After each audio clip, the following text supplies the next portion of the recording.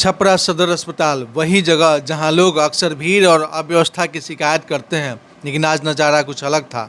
भीड़ थी मगर चेहरों पर चिंता कम और उम्मीद ज़्यादा थी।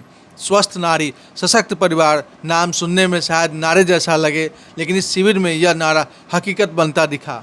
गर्भवती महिलाएं अपनी जांच करवाती, बच्चे टीकाकरण की लाइन में और सफाई कर्मचारी जिन्हें हम रोज सड़कों पर देखते तो हैं मगर शायद ही उनके स्वास्थ्य के बारे में सोचते हैं। आज डॉक्टरों की प्राथमिकता बने निःशुल्क एक्सरे, अल्ट्रासाउंड, टीबी जांच और सब कुछ एक ही छत तले। पोषण पर चर्चा हुई, डॉक्टर ने समझाया महंगे सप्लीमेंट्स ही नहीं, घर की दाल, चना, हरी सब्जियां भी माँ और बच्चे दोनों के लिए वरदान है। सफाई कर्मचारियों की आंखों में राहत थी। उनमें कई ने कहा आज पहली बार लगा कि हमें किसी ने गंभीरता से सुना।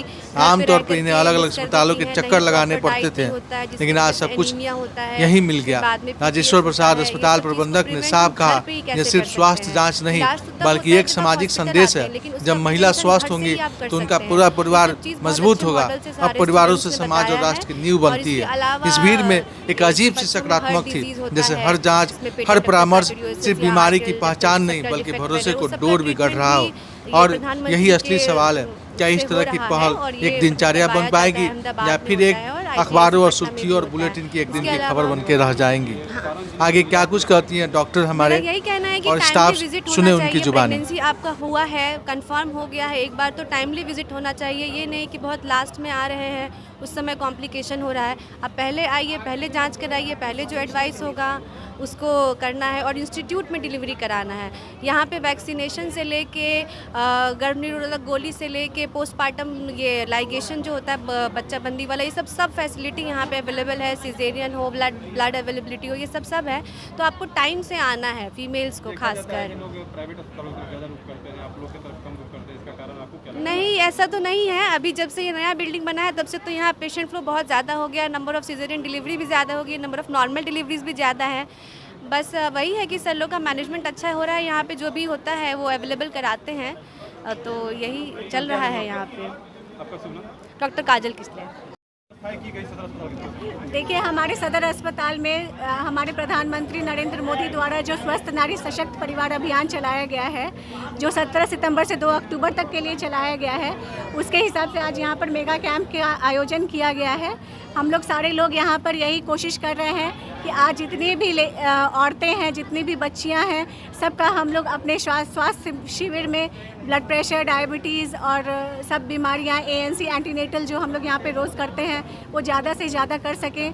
सर्वाइकल कैंसर की स्क्रीनिंग, इम्यूनाइजेशन और बाकी सब चीज़ जो भी हमारी महिलाएं जितना ज़्यादा से ज़्यादा इस हमारे जो कैंप है इसमें लाभ उठा सकें, इसके लिए हम लोगों ने ये आयोजन किया है। कैंप में देखा जा रहा है यहाँ पे अनेकों प्रकार के प्रोजेक्ट बने हुए, बच्चे जो प्रोजेक्ट बनाए इसके बारे में थोड़ा मुझे। जी हाँ, यहाँ पे बच्चों ने बहुत मेहनत करके जो प्रोजेक्ट बनाया है, ये भी हमारी जो औरतें हैं जो प्रेगनेंसी के दौरान जो न्यूट्रिशनल रिक्वायरमेंट बढ़ते हैं, प्रेगनेंसी में जो चेंजेस आते हैं, उसके लिए ये इन्होंने प्रोजेक्ट, बहुत खूबसूरत प्रोजेक्ट बनाए हैं। इसमें इन लोगों ने, देखिए इधर ये प्रोजेक्ट कितना खूबसूरत है।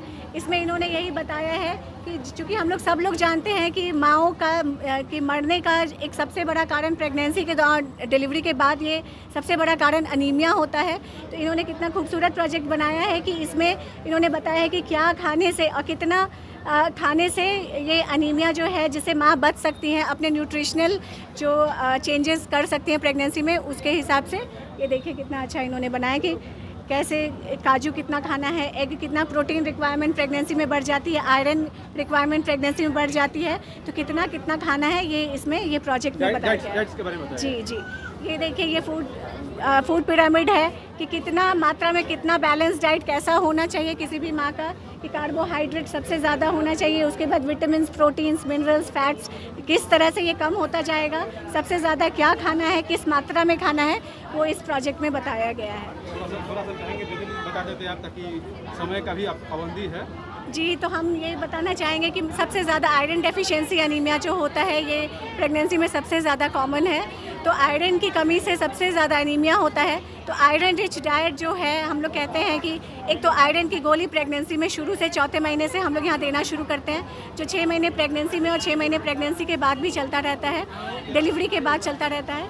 दूसरा हम लोगों ने बताया है कि यहाँ पे आयरन रिच जो भी डाइट है, जैसे कि हरी साग सब्जियाँ, फ्रूट्स, ये सब खाना है। हम लोग कहते हैं कि लोहे के बर्तन में भी खाना बनाने के लिए, और प्रोटीन रिक्वायरमेंट प्रेगनेंसी में बढ़ता है, तो फिर प्रोटीन रिच डाइट जैसे कि अंडा, मांस, मछली जो लोग खाते हैं वो इनका सेवन करें। ये सब जितना खाने से उतना स्वस्थ माँ। नारी का ये कार्यक्रम है। सबसे पहला चीज़ कि प्रेगनेंसी के दौरान महिलाओं को किन किन चीज़ों से बचना चाहिए?